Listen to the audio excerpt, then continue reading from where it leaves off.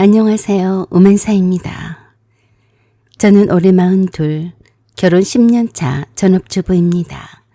저는 사실 제 전공 이야기를 어디 가서 잘 하지 않습니다. 왜냐하면 지금 제 모습만 보면 대부분의 사람들이 그냥 평범한 주부라고 생각하거든요. 하지만 사실 저는 불어불문학 전공자였습니다. 대학원까지 마쳤고 한때는 지방 모 대학에서 강사로 불문학 강의를 했습니다. 학생들 앞에서 마르셀 프루스트, 샤르트르, 보부아르를 가르치며 순수문학에 빠져 살던 시절이 있었습니다. 하지만 결혼과 육아 때문에 그만두게 되었고 이후로는 아이와 집안에 집중하며 살고 있었습니다.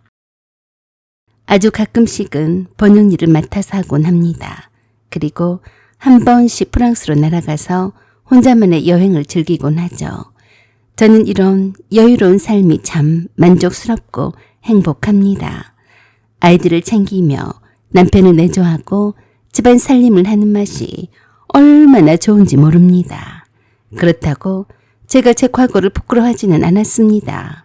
다만 집안 행사나 시댁 모임에서 내가 불어를 전공했던 이야기를 꺼낼 기회가 없었을 뿐이었죠. 제가 화려한 이력이 있어서 자랑 삼아서 할 것들도 아니라서 그저 안 한 것뿐이었습니다. 대학 교수 욕심까지 내려고도 했지만 결혼 후에 집안 살림하는 곳에 재미를 느껴서 강사 생활을 하다가 말았어요. 제 동서는 이런 제 이력을 전혀 모릅니다. 아마 저를 애 키우느라 집에만 있는 멋없는 아줌마 정도로만 봤을 겁니다. 저에 대해서 관심도 없었고요. 제 동서는 정말 제가 본 사람 중 가장 화려하고 자신감과 자존심이 매우 강한 사람이었습니다. 그 집안 자체가 금수저였고 동서는 무려 5개 국어를 구사할 수 있다고 동서와 사귈 때부터 도련님이 늘 자랑했습니다. 영어, 불어, 일본어, 스페인어, 중국어까지 구사를 할 수 있다고 했습니다. 도련님과 결혼하기 전부터 SNS 팔로워가 10만 명을 넘었고 글로벌 감성과 럭셔리 라이프를 표방하며 연예인급 셀럽처럼 살았습니다. 그리고 우리 도련님 순박하고 따뜻한 사람입니다. 시댁에선 늘 막내라서 늘 시부모님의 관심과 사랑을 독차지했습니다. 연애 경험도 거의 없고 순수한 청년 그 자체였습니다. 저의 시댁 집안도 동서네만큼은 아니지만 못 사는 집안은 아니에요. 시아버지는 은행장으로 퇴직을 하셨던 분이셨고 시할아버지는 국회의원도 지내셨던 분이셨어요. 기본적으로 대대로 물려내려오는 땅이 있어서 시아버지 때까지는 부유하게 살 수 있었다고 했습니다. 처음 도련님이 동서를 소개했을 때 저는 조금 걱정스러웠습니다. 사람이 너무 완벽하면 어쩐지 불안하잖아요. 근데 시댁 식구들은 한눈에 동서에게 홀려버렸습니다. 도련님은 복도 많지. 이 집에 저런 며느리가 없다니. 저만 혼자 낯선 위화감을 느꼈습니다. 왜냐하면 첫인사 온 날에 동서는 나를 처음 봤는데도 불구하고 도도하기가 이를 데 없더라고요. 당신이 내 큰동생가 될 사람이야. 앞으로 나한테 잘하는 게 좋을 거야. 란 뉘앙스의 도도함과 대대함이 느껴지더라고요. 어떤 사람들은 이를 두고 제가 자격지심에 그런 생각이 들었을 거라고 할지도 모릅니다. 하지만 첫인상이 많은 것을 알 수 있듯이 저도 그랬었거든요. 이 동서와는 앞으로 내가 좀 힘들겠구나 하고요. 그런 생각이 들었습니다. 결혼식은 웬만한 연예인 결혼식을 능가했습니다. 드레스를 파리에서 맞춰왔다고 했습니다. 호텔 스위트룸에서 메이크업을 받았다고 했고 식사 메뉴는 미슐랭 셰프 코스라고 하더군요. 제 입맛에는 맞지 않았습니다. 제가 한식에만 기들여져 있어서 그렇겠죠. 그런 글로벌한 음식에는 도통 보는 것만으로 만족을 할 뿐이지 영 맛은 아니더군요. 시댁 친척들 모두 동서에게 감탄사를 쏟아냈습니다. 동서는 참 아름다운 신부였어요. 한 가지 단점이 있다면 지나치게 피부과 관리와 시술에 의존을 한다는 점이었어요.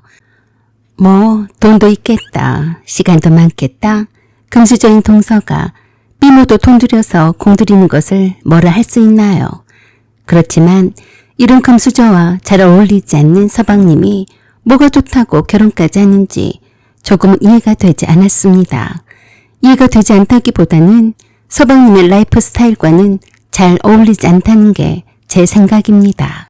그렇게 화려한 결혼식 후 동서는 무려 4주 동안 몰디브, 두바이, 파리를 도는 초호화 신혼여행을 다녀왔습니다.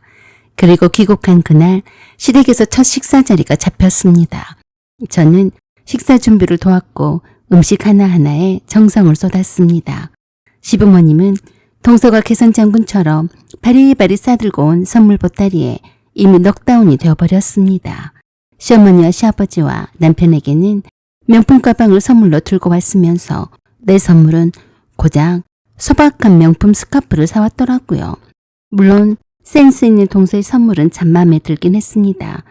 하지만 시어머니와 시아버지와 남편은 공통적으로 명품 가방을 사왔으면서 굳이 내게는 스카프를 선물로 준비를 했는지 의아했어요. 그래도 뭐 그런가 보다 했습니다. 약간 섭섭하긴 했지만 티를 낼 수는 없었어요. 신혼여행에서 돌아온 동서는 등장부터 기가 막혔습니다. 샤넬 수트, 에르메스 가방, 커스텀 메이드 구두, 보석 목걸이까지 마치 패션쇼 런웨이를 걷는 듯한 포즈로 들어왔습니다. 형님, 제가 프랑스에서 특별한 치즈랑 와인 가져왔어요. 프랑스 친구가 직접 추천해 준 거예요. 이거 우리나라에서는 없어서 못 마셔요. 특별히 형님을 위해서 사온 거니까 형님 혼자서만 드세요. 아셨죠? 앞으로 저를 잘 봐달라는 뇌물이에요. 저는 고마워 라고 웃었지만 속으론 한숨이 나오고 언짢았어요. 왜 그런 줄 아세요? 자기 몸에 들은 것이나 시부모님이나 남편 것은 명품 가방으로 도배를 했으면서 내게는 거기에 훨씬 못 미치는 스카프를 준비한 것도 약간 나를 차별하는 것 같아서 그렇긴 했는데요. 세상에, 내게 특별히 선물한다는 그 와인이라는 게 우리나라에서는 흔히 살 수 없는 것일 수도 있지만 프랑스에서는 흔히 찾을 수 있는 싸구려 와인이었습니다. 그런 싸구려 와인을 들고 와서 내게는 마치 구하기 어렵고 비싼 고급 와인인 것처럼 말하다니 나를 뭘로 보고 그러는 건지 이해가 되지 않아서 참으로 불쾌하고 기분이 나빴습니다. 프랑스 파리를 제 집 드나들듯이 다닌다는 동서가 그 사실을 모를 리가 없었어요. 불어를 원어민처럼 말할 정도이면 그 정도 상식은 충분히 갖고 있을 정도였으니까요. 저는 이미 프랑스에서 살던 친구들, 교수님들이 추천해준 와인을 수도 없이 마셔봤고 치즈도 연구실 모임에서 매번 접했으니까요. 한때는 제가 와인 매장을 열고 싶을 정도로 와인에 관심도 많았습니다. 술은 별로 좋아하진 않았지만 와인만큼은 제가 한 병씩 사다가 쟁여놓고 마시고 있었으니까요. 하지만 동서는 제가 그런 배경을 전혀 모른다고 생각했겠죠. 내가 주방에서 땀 흘려가며 일하고 있는 모습이 우습게 보였을까요? 이 어리광증맞은 동서가 나를 이렇게 무시를 해도 그냥 넘어가야 되나 그런 생각을 하면서 음식 준비를 하고 있었어요. 그날 저녁 도련님은 자기야, 여행 중에 누구랑 연락했어? 라고 동서에게 물었습니다. 동서는 그냥 친구들 몇 명이랑 가끔 얘기했지 하며 가볍게 넘겼습니다. 그런데 그 순간 동서 핸드폰이 울렸습니다. 화면에 뜬 이름이 아드리앙이었어요. 동서는 순간적으로 흠칫했지만 곧 자연스러운 척하며 받았습니다. 그러면서 아무렇지도 않게 바로 내 앞에서 천연덕스럽게 불어로 상대편과 대화를 하기 시작했습니다. 아마도 내가 불어를 못 알아들을 거라고 믿고서 편안하게 불어로 소통을 한 것 같았어요. 정말 웃겼습니다. 전화통화를 하면서 내가 옆에 있는 것을 감안해서 소리 좀 죽여서 말을 해도 될 것을 전혀 깨우치 않고 불어로 통화를 이어갔습니다. Allô, oui, mon amour, oui, tu suis entré, tu me manques tellement, oui, je n'arrête pas de penser à toi. 정말 웃겼습니다. 내가 못 알아들을 줄 알고 계속해서 불어로 말하고 있더라고요. 그 말을 계속 듣고 있자니 참으로 어이가 없더라고요. 제 등골이 다 싸늘해졌습니다. 저는 그 말을 단어 하나 빠짐없이 알아들었기 때문이었죠. 우리말로 직역을 하자면 다음과 같았어요. 여보, 나 집에 도착했어. 너무 보고 싶어. 계속 당신 생각만 했어. 도련님은 멀지 않은 식탁 테이블 옆에서 와인을 따르고 있었는데 동서는 아주 편안하게 불어로 통화를 계속해서 하고 있더라고요. 그것을 본 시어머니는 무슨 내용인지도 모른 채 동서의 불어 실력에 감탄을 하고 있었어요. 어머, 역시 글로벌이야. 불어가 맞지?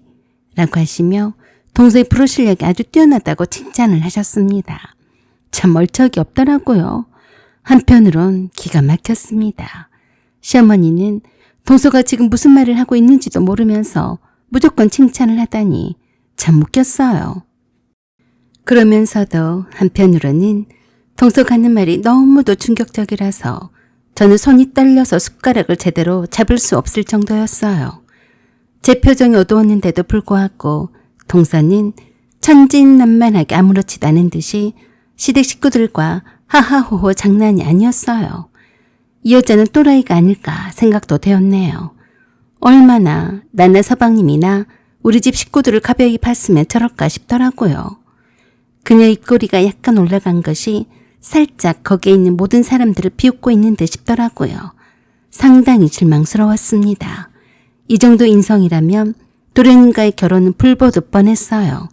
시부모님과 시댁 식구들과 시댁의 친지분들 모두가 동서의 재력과 선물 공세에 끔뻑 나자빠진 거나 마찬가지인데 그걸 지켜보면서 즐기고 있는 듯 싶었습니다. 그런 생각까지 미치자 소름이 돋았습니다. 어떤 사람들은 이런 날을 두고 그럴지도 모르죠. 완벽한 동서를 질투를 하는 거라고요. 물론 질투가 안 난다면 제가 사람이겠습니까? 질투가 날 만큼 동서는 이쁘고 똑똑하고 돈이 많은 집의 딸이고 잘 배웠거든요. 하지만 그거는 그거고 아닌 것은 아닌 거죠. 제가 강단에서 학생들에게 가르쳤던 프랑스어 구어 표현, 그 뉘앙스까지 뼈저리게 느껴졌습니다. 그건 단순한 친구 간의 대화가 아니라 애인 간의 은밀하고 지독히도 친밀한 대화였다는 사실을 나 말고 그 누가 눈치를 챘겠어요. 동서는 누가 듣든지 말든지 신경을 안 쓰고 대화를 이어나갔습니다. 저는 계속해서 그 통화 내용에 귀를 쫑긋 세우고 엿들었어요. 전화가 끝나자 동서는 아무렇지도 않게 웃으며 아, 그냥 옛날 친구예요. 파리에서 같이 스터디하던 친구인데 여행 다녀왔다고 인사한 거야. 라고 둘러댔습니다. 하지만 저는 동서가 한 그 통화 내용으로 인해 결혼 전에 동서가 파리에서 유학할 때 수많은 남자들과 연애했고 몇 차례 통고까지 했다는 사실을 알게 되었습니다. 나중에 한 사실이었지만 동서 주변의 프랑스 커뮤니티에선 이미 유명한 인사였더군요. 그 방면에 말입니다. 물론 또 그러실 거예요. 결혼 전에 조금 안 놀아본 사람이 있겠냐고요. 능력 있고 돈 많은 아가씨가 클럽에 진을 치고 살든 무슨 상관이 있며 다른 남자와 연애를 하던 동거를 하던 무슨 상관이냐고 말이죠. 동서는 카멜레온처럼 변신에도 타고난 재주가 있는 모양이었습니다. 그때도 시부모님이 동서에게 그랬어요. 내가 무슨 복이 많아서 이렇게 조신하고 얌전하고 똑똑한 며느리를 얻었는지 모르겠다. 어른한테 인사성도 밝아서 이렇게 선물도 자주 해오고 말이다. 고맙다. 이렇게 없는 집안에 시집을 와서 말이다. 그리고 미안해. 우리 옥천이가 말을 안 들으면 나한테 말해라. 내가 홍군형을 내줄 테니까. 알았냐? 네, 어머니. 감사해요. 라고 나긋나긋하게 대답도 잘 하더라고요.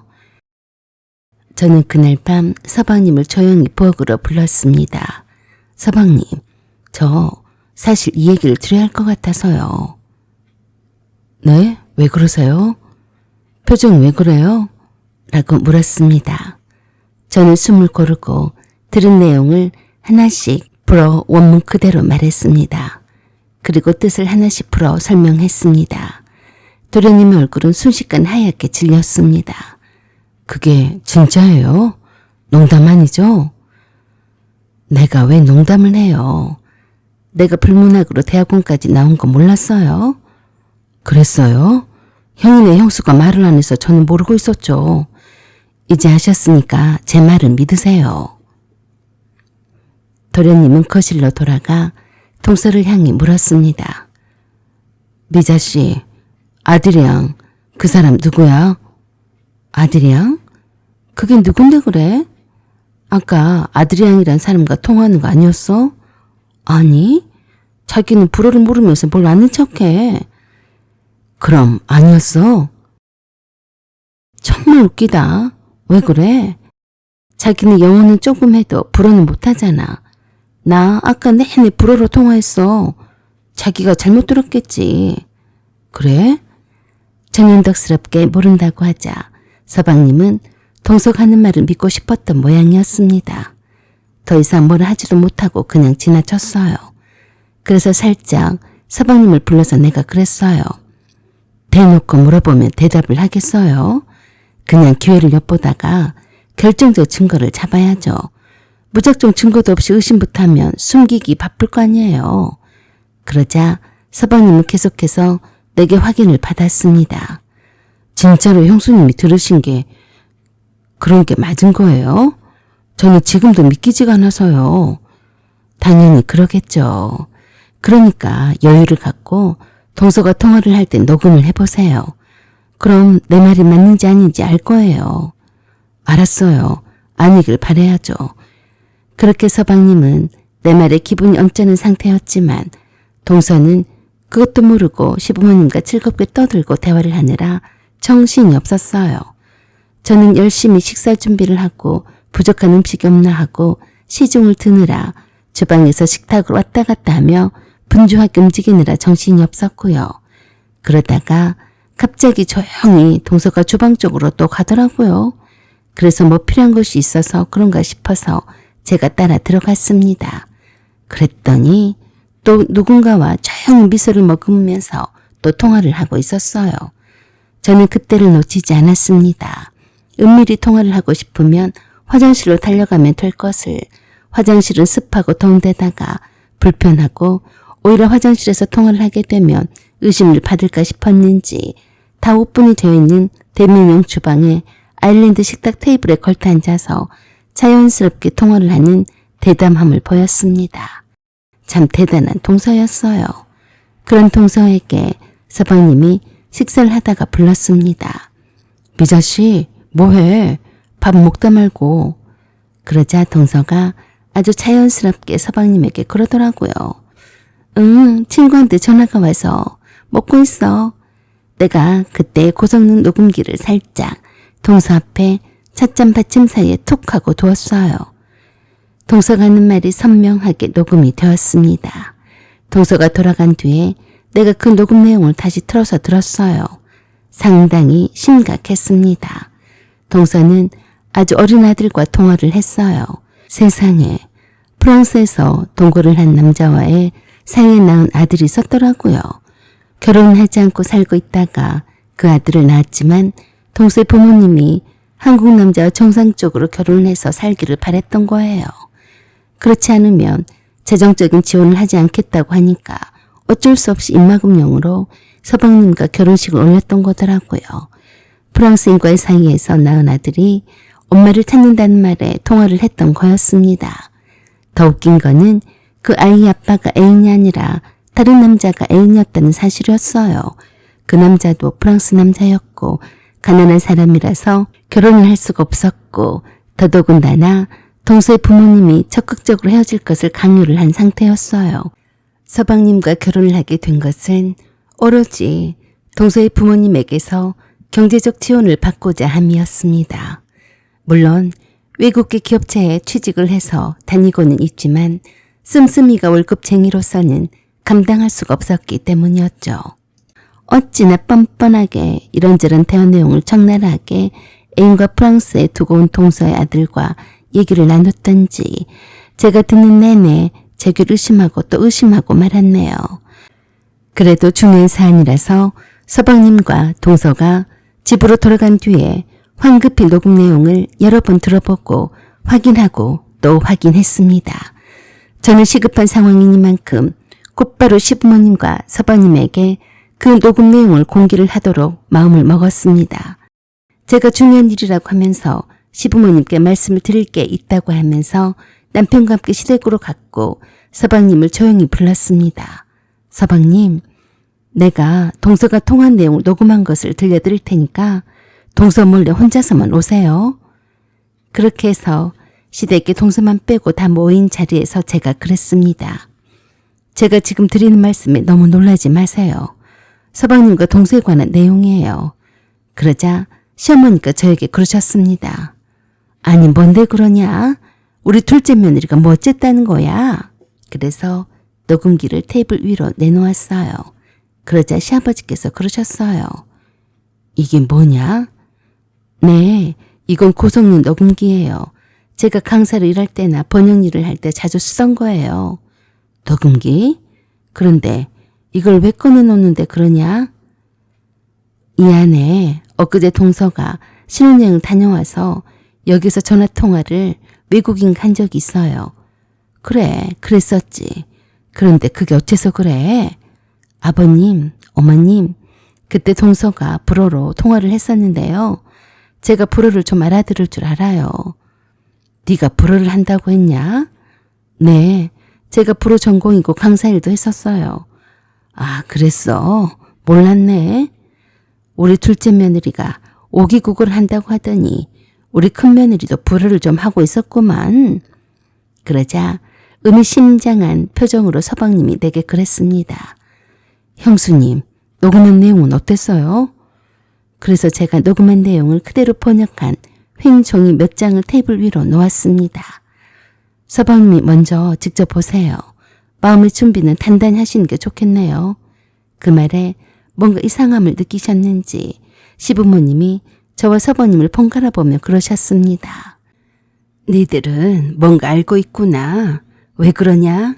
얼른 말을 해봐라. 내가 번역한 내용이 적힌 종이를 쥐어들며 한참을 들고 읽어보던 서방님이 내게 그러더라고요. 형수님, 이게 사실이에요? 제가 번역이 잘못되었다고 생각이 들면 이 녹음기를 가지고 확인해 보세요. 그때서야 시아버지가 서방님이 들고 있던 번역된 그린 흰 종이를 빼앗아 들고서 한참 있다가 탄식을 하셨어요. 그리고는 곧바로 그러셨습니다. 어쩐지 이상하더라. 그쪽 집안이 어떤 집안인데 10살의 딸내미를 내 아들한테 내어주고 좀 이상하다 했어. 그냥 내 아들을 이용해 먹을 생각이었구만. 시아버지의 그 말씀에 시어머니도 남편도 그 흰종이를 읽었습니다. 시어머니도 망연자실해 했어요. 세상에, 동거를 해서 아들까지 있으면서 속이고 내 아들과 결혼을 했단 말이야. 거기에다가 신혼여행지까지 다른 남자를 만나고 다녔어. 이게 뭐 하자는 거요? 세상 무섭네. 그렇게 이쁘고 잘 웃는 애가 그럴 줄은 몰랐다. 이런 잡것이 다 있나. 들키면 그때 들켜서 이혼을 하더라도 끝까지 숨기고 이중생활을 하겠다고? 이런 망할 것을 봤나.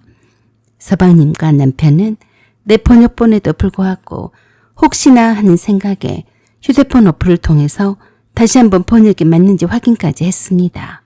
그런 후에 남편이 서방님에게 그랬어요. 어떻게 할 건지는 네가 결정해라. 아버지랑 엄마는 절대로 이 결혼은 사기 결혼이라고 하시는데 네 생각은 어떠냐? 형, 난 지금 멘붕이 왔어.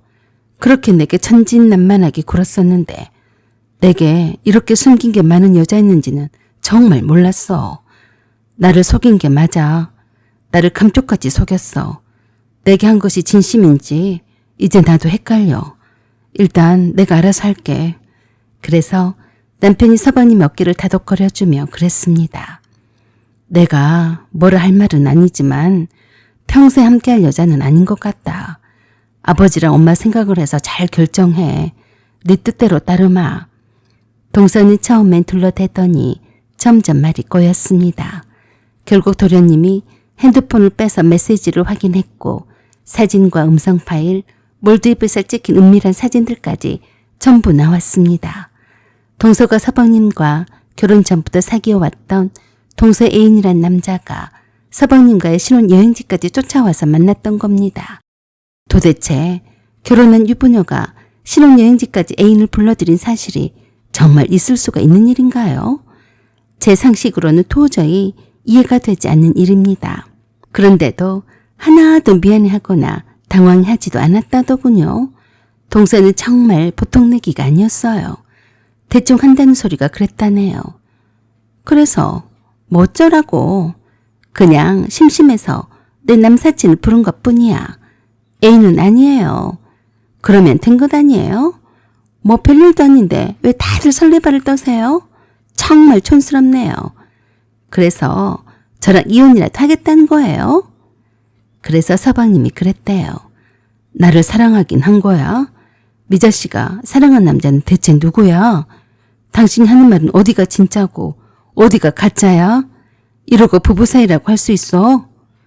그럼 나랑 헤어지면 될 것 아니냐? 왜 이렇게 복잡하게 굴어?